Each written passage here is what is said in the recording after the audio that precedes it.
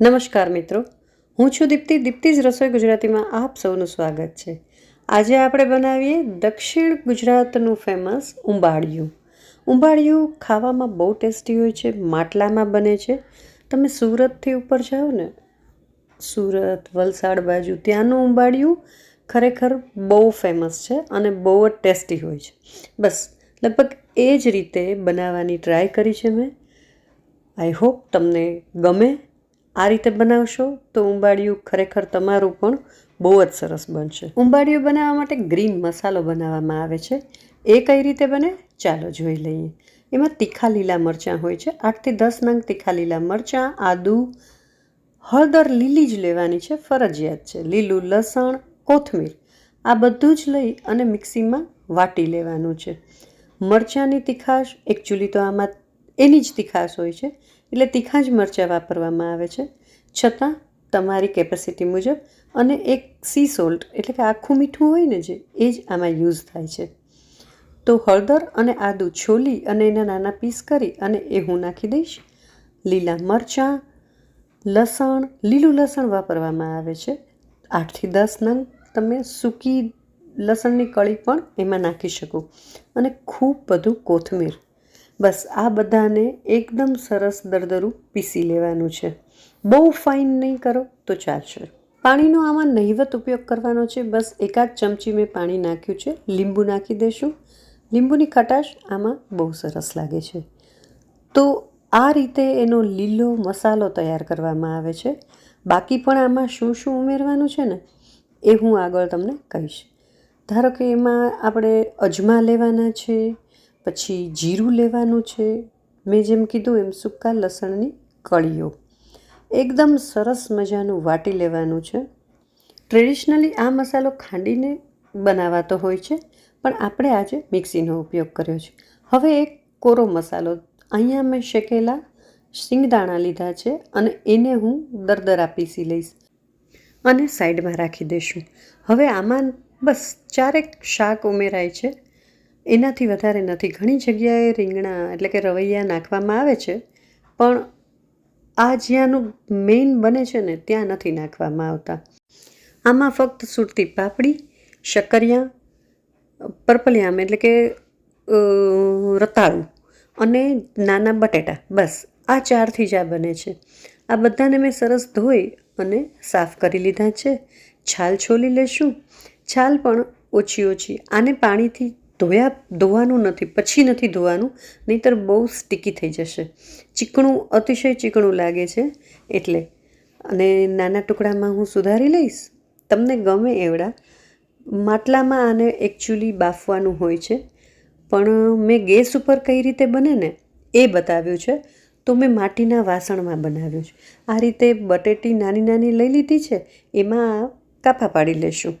પાપડીને ખાલી ઉપર નીચેથી કાઢી અને રેશા કાઢી લીધા છે. ચાલો હવે એમાં ભરવાનો અને એને મિક્સ કરવાનો મસાલો બનાવીએ. તો આપણે જે કોથમીર, આદુ, લસણવાળી જે પેસ્ટ બનાવી હતી એ લઈ લીધી છે. એક મોટું વાસણ લેવાનું એટલે બધું સરસ મિક્સ થઈ શકે. તલ લીધા છે. બધાનું માપ મેં ડિસ્ક્રિપ્શન બોક્સમાં આપ્યું છે. હવે જે શીંગનો ભૂકો કર્યો હતો એ નાખી દઈશું. અજમા નાખવાના છે, ધાણા જીરું નાખવાનું છે, મીઠું આ પણ દેશી મીઠું છે, એટલે બને ત્યાં સુધી સી સોલ્ટ નાખવાનું. આમાં ઓથેન્ટિકલી એ જ નખાય છે. હવે આમાં શીંગ તેલ જ હોય છે. 4 મોટા ચમચા હું આમાં શીંગ તેલ નાખીશ. આનો વઘાર નથી હોતો, તેલ આમાં જ નાખવામાં આવે છે.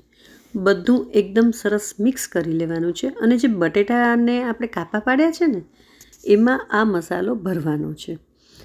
આ મસાલો એકદમ ટેસ્ટી હોય છે. આ સ્ટેજ ઉપર તમારે ચાખી લેવાનું છે કે જરાક અમસ્તો સોલ્ટી હોવો જોઈએ. હવે આની સ્પેશિયલ ભાજીઓ હોય છે જે આપણને ઇઝીલી અવેલેબલ નથી હોતી, એટલે એની જગ્યાએ તમે કોઈ પણ ફ્લેવરફુલ વસ્તુઓ નીચે મૂકી શકો.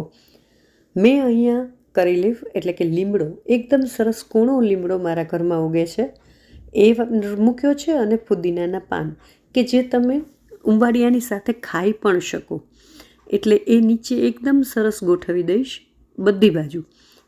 કોબીજના પત્તા ઉમેરી શકાય, પાલકના પત્તા તમે લેયર કરી શકો, એ બધા જ નીચે લેયર કરી શકો. હવે આ બટેટા ભરી અને સૌથી નીચે પહેલાં જે શાકને બાફતા વાર લાગે ને એ આપણે નીચે લેયર કરશું. તો આ રીતે બધા જ બટેટાને હું ભરી અને નીચે લેયર કરી દઈશ. એ પછી રતાળું અને શક્કરિયા એ બંનેને આમાં કોટ થઈ જાય એકદમ સરસ એવું સરસ ચોળી મસાલામાં અને એની લેયર કરી નાખવાની છે. ઉંબાડિયું ખાવામાં ખરેખર બહુ ટેસ્ટી લાગે છે. અત્યારે આ બધા શાક મળે છે તો એકવાર છે ને ટ્રાય જરૂર કરજો, બહુ મજા આવશે. બસ જો આ રીતે મેં રતાળુની પણ લેયર કરી દીધું છે. હવે જે શક્કરિયું સુધારીને રાખ્યું છે ને બસ એને પણ લેયર કરી દેવાનું છે. એકદમ સરસ મસાલાથી કોટ થઈ જાય ને એટલે ટેસ્ટી બને છે. અને આ વરાળથી એની અંદર જ થતી વરાળથી બાફે છે. એકચ્યુઅલી માટલામાં બનાવી માટલાને પેક કરી અને એને ઊંધું કરી અને એને ચૂલામાં બનાવવામાં આવે છે. પણ હવે એ આપણી પાસે ન હોય એટલે ગેસમાં કેમ બનાય એ રીતે બતાવ્યું છે. પાપડીને પણ મેં ખૂબ સરસ રીતે કોટ કરી નાખી છે અને ઉપર સૌથી પાપડી મૂકશું. વધેલો મસાલો પણ એમાં ઉપરથી નાખશું, એનાથી જ ટેસ્ટ આવશે. હવે એને ઢાંકણ ઢાંકી અને ઘઉંનો જે લોટ બાંધેલો હોય ને આપણો રોટલીનો એનાથી આને એકદમ સરસ પેક કરી દેવાનું છે. ક્યાંયથી પણ હવા બહાર ન જાય એ રીતે એકદમ સરસ મજાનું આપણે લોટથી એને પેક કરી દેવાનું છે. અંદર એની જ થતી વરાળ જે હોય ને એમાં આ ધીમે તાપે પાકશે. એટલે તમારો જે સૌથી નાનો ગેસ હોય ને જે સૌથી નાનો બસ અને એ પણ સાવ ધીમો એ રાખી અને લગભગ 45થી 50 મિનિટ કે ઘણી વખત ક્વોન્ટિટી ઉપર આધાર રાખે છે એમ આપણે થવા દેવાનું છે. 1 કલાક રાખ્યા પછી મારે અહીંયા ઉંબાડિયું રેડી થઈ ગયું છે. ચાલો આપણે સર્વ કરીશું. બહુ જ સરસ સુગંધ આવે છે અને ટેસ્ટમાં તો ઓ માય ગોડ બેસ્ટ થયું છે. બને ત્યાં સુધી ઓથેન્ટિકલી જે રીતે બને છે એ રીતે બનાવવાની ટ્રાય કરી છે. સાઉથ ગુજરાતના લોકો જે મારા મિત્રો હોય યુટ્યુબના એ મને જોઈને જણાવે કે બરાબર થયું છે કે નહીં. સિઝન છે ત્યાં એકવાર બનાવી લેશો. મારી રેસીપી ગમી હોય તો પ્લીઝ વિડીયોને લાઇક અને શેર જરૂર કરશો. અને જો હજી સુધી મારી ચેનલને સબસ્ક્રાઈબ ના કરી હોય તો પ્લીઝ કરી લેશો.